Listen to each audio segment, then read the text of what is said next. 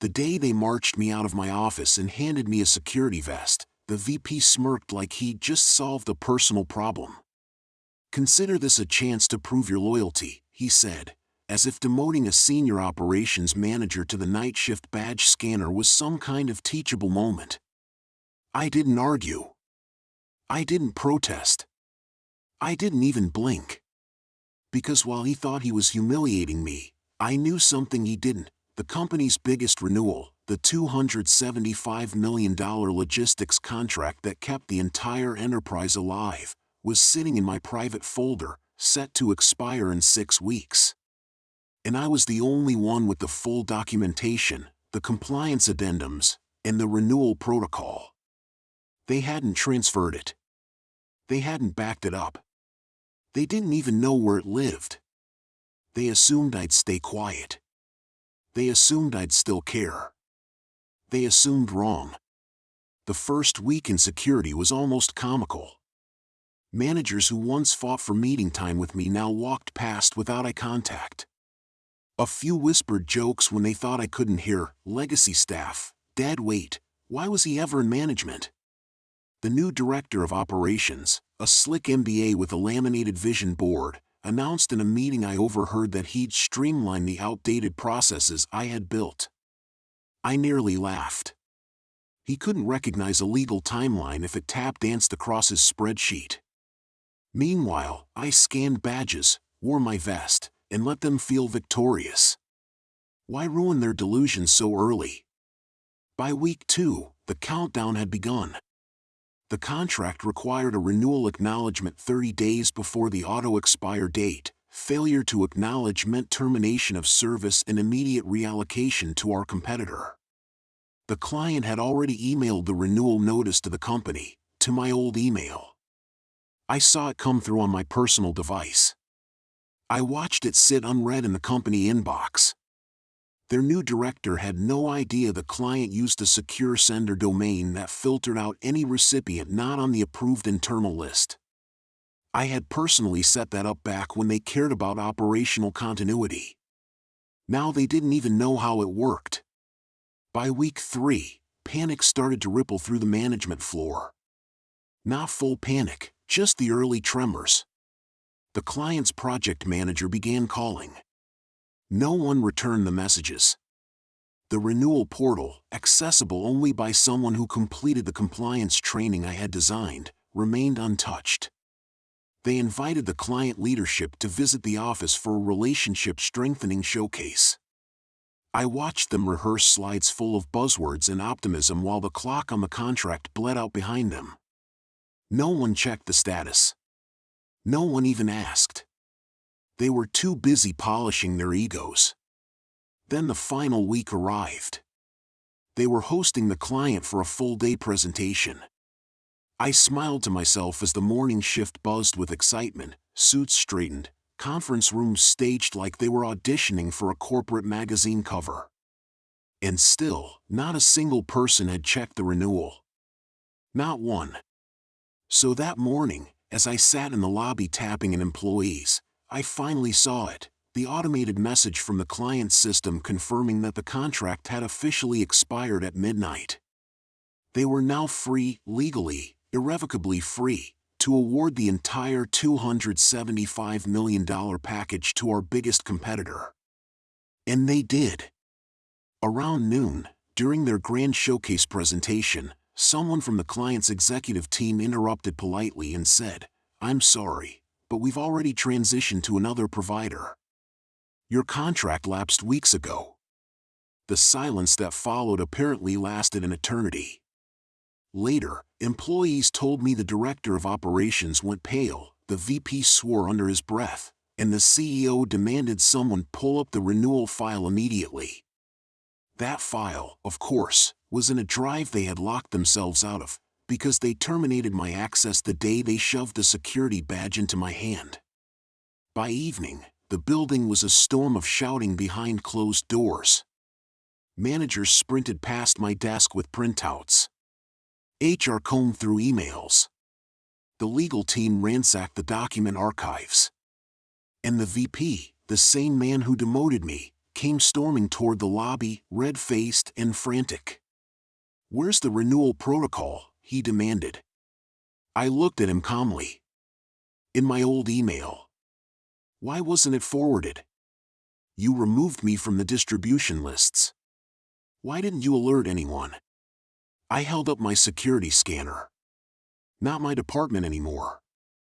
He stood there, breathing hard, realizing the magnitude of the disaster. A $250 million contract gone, 40% of the company's revenue evaporated, 3 major warehouses already locked out of the client's system, and a competitor absorbing it all within hours. His voice dropped to a whisper. "You let this happen." "No," I said. "You made this happen." That night, the CEO resigned. The VP was terminated for negligence. The director of operations disappeared from LinkedIn by morning. And me? The board reinstated my title, gave me a private office, and handed me a blank check for retention incentives. But I declined. Some places don't deserve your second comeback. Instead, I walked out through the same lobby where they once stationed me in a vest, head high, clean conscience, silence intact. They taught me what I was worth when they pushed me down. I taught them what I was worth when I didn't lift them back up. The fallout didn't stop at the contract collapse. In fact, that was only the first aftershock. The next morning, while I was sipping coffee on my porch, no vest, no badge, no obligation anymore, my phone buzzed nonstop. Not from the company. Not from the VP or the CEO or anyone scrambling to patch the crater they'd created. It was from the client. Their COO requested a call. Not an apology. Not a scolding. An invitation. When we spoke, he didn't waste time. "We always knew you were the one holding that operation together," he said. "Your company didn't appreciate the value. We do." He offered me a consulting role, triple my old salary, full autonomy, a 6-figure signing bonus, and control over the transition to the competitor they had just aligned with. They weren't replacing me. They were upgrading me. Meanwhile, back at my old company, things were unraveling faster than a cheaply made tarp in a storm. The warehouse teams, those who actually kept the business functional, were now forced to halt all work tied to the expired contract. Trucks sat idle. Entire shifts went home early with no pay. And employees who once snickered at me in my security vest now whispered about how management had doomed the whole operation. The board launched an internal audit. Then an external one. Then, in a move that surprised no one except the remaining leadership, they requested access logs, digital and physical. They discovered the truth in black and white. I had performed my new duties without deviation. I had reported to the exact chain of command they assigned. I had zero obligation, legal, contractual, or procedural, to manage the renewal after they reassigned my role. The VP had unilaterally removed me from all contact points connected to the contract. The director never completed mandatory compliance training. The CEO had signed off on the restructuring memo that reassigned responsibilities to people who had no clue how the system worked. Their failure was mathematically perfect. It wasn't sabotage. It was self-inflicted incompetence. As the investigation deepened, the board found another problem. The cost of losing the contract triggered the material negligence clause in the executives' compensation packages. Which meant their golden parachutes. Gone. Their stock acceleration. Void. Their severance protections. Nullified. They didn't just lose their jobs. They lost millions. I heard all of this secondhand, of course, because I never stepped foot back inside the building. I had already been fully on board with the client's new logistics provider, already designing a streamlined contract renewal system that wouldn't rely on any single point of failure, especially not ego-driven leadership. And then, a week later, something unexpected happened. The warehouse crew, The same folks who'd known me long before the suits recognized my name sent me a message. Dozens of them. Notes, voice recordings, even a group photo. Management never listened to us. You always did. You deserved better. Where you go, we'll follow if there's space. You showed them the hard way. It meant more than any title ever had. My revenge hadn't been a dramatic explosion. It wasn't rage or sabotage or chaos. It was simply stepping back and letting the people who underestimated me reveal themselves. In the corporate world, the most devastating strike is often silence. The most effective retaliation is simply doing nothing extra for those who strip you of the responsibility they once depended on. And the sweetest victory? Watching them realize, too late, that the person they tried to bury was the foundation they were standing on. By the time the dust settled, they weren't a $275 million logistics partner anymore. They were a cautionary tale at industry conferences. A punchline whispered by analysts. A perfect example of how arrogance bleeds a company dry. As for me, I moved forward. Not bitter. Not vindictive. Just certain of one thing: when a company demotes the wrong person, it doesn't just lose talent. It loses its future. And I had no intention of staying to rebuild theirs. In the weeks that followed, the story spread farther than I expected. It started quietly, an industry rumor, a "did you hear what happened over at," whispered across conference halls and vendor meetings. But soon, the collapse of that $275 million contract hit trade publications, then LinkedIn discussions, then logistics forums where anonymous employees spilled details like confetti. And everywhere the story appeared, one detail kept resurfacing: they demoted the guy who built the entire renewal infrastructure and put him on security duty.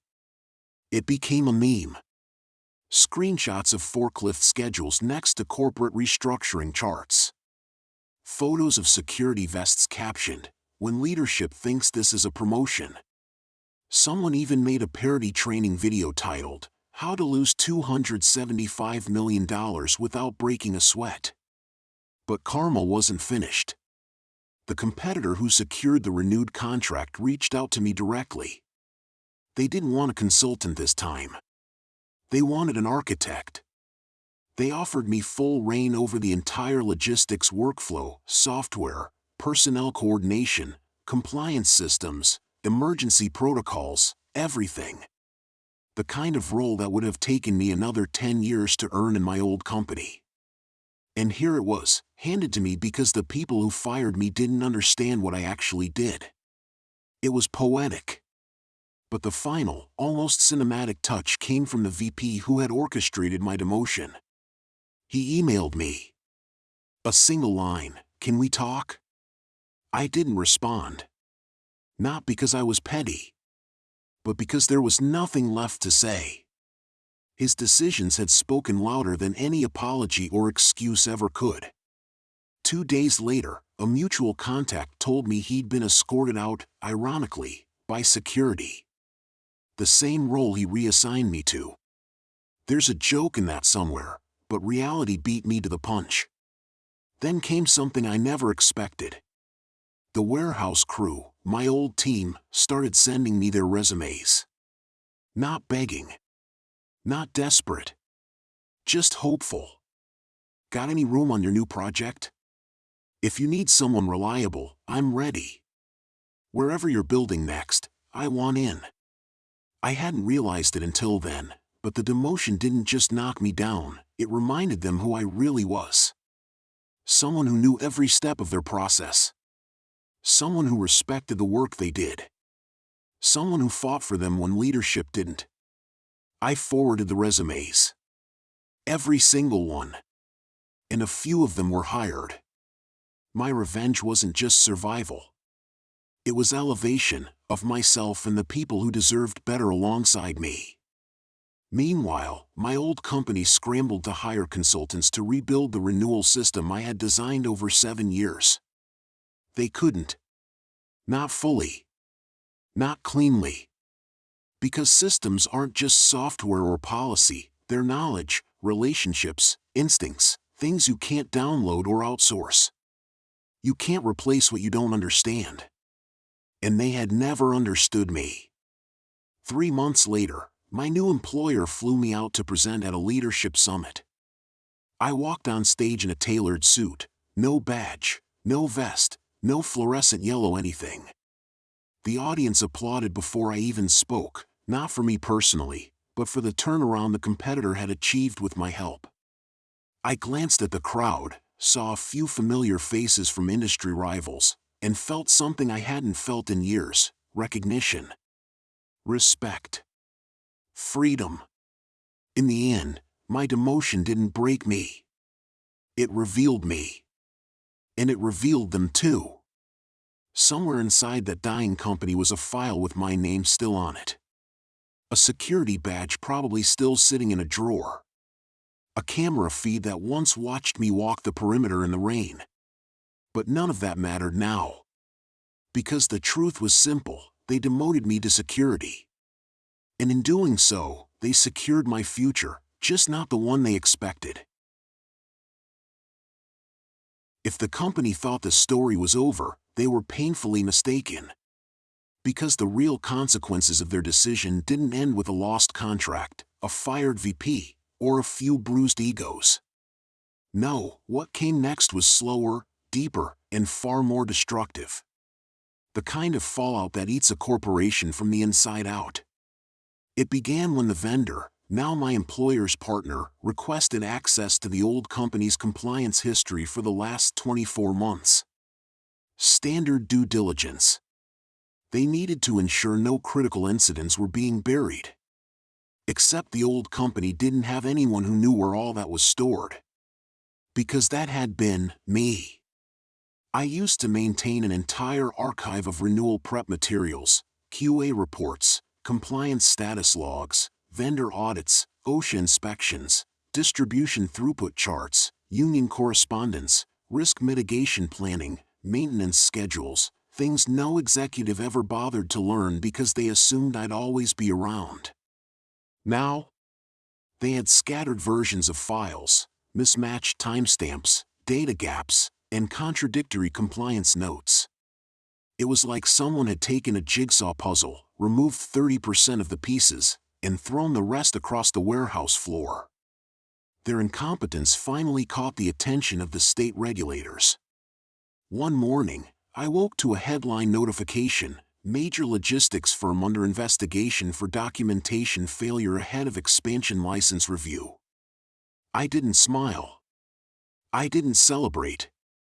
But I did lean back and breathe out slowly, because I knew exactly what that meant. They were about to learn the true cost of arrogance. The investigation triggered a mandatory operational freeze: no new client onboarding, no expansion approvals, no fleet license renewals, no equipment permits, no safety recertifications in logistics. That's oxygen. Cut the flow, and the entire system suffocates.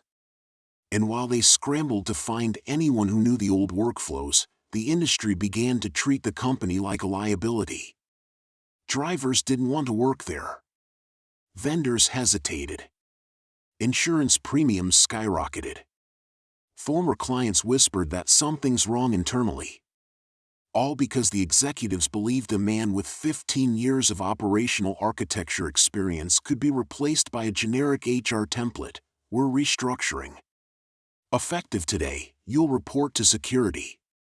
It's a sentence that will follow them far longer than it will follow me.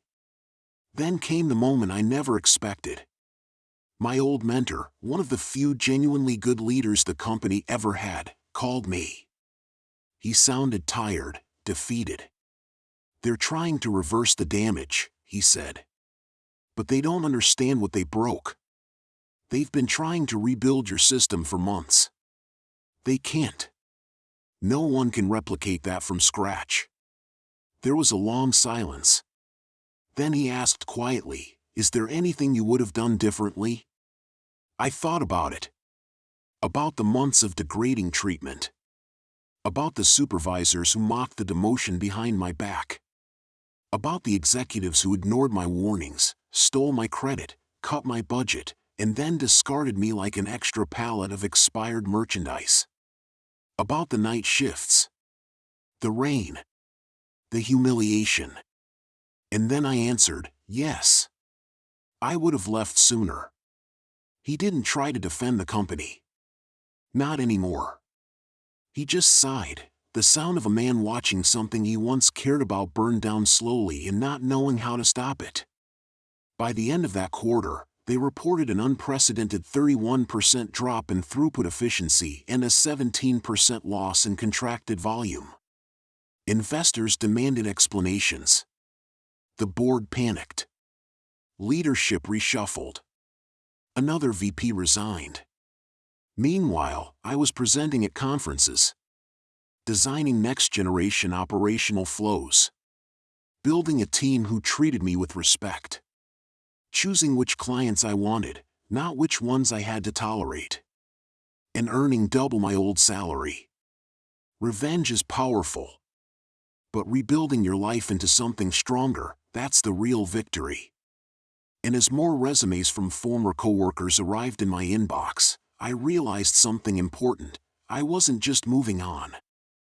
I was building a new empire, one brick, one workflow, one loyal employee at a time. They demoted me to security. They thought they were putting me in my place. Turns out, they were just giving me the quiet space I needed to plan my future and witness their downfall from the best seat imaginable. But the story didn't truly ignite until the layoffs began. At first, it was quiet, an analyst here, a dispatcher there. Normal corporate cost optimization. But soon, the numbers grew. They had to break apart departments I had once connected through systems so seamless they practically ran themselves. Now everything was a patchwork of temporary fixes, emergency vendors, and frantic conference calls. The CFO tried to blame the market. The COO tried to blame talent shortages. The VP of HR tried to blame cultural misalignment.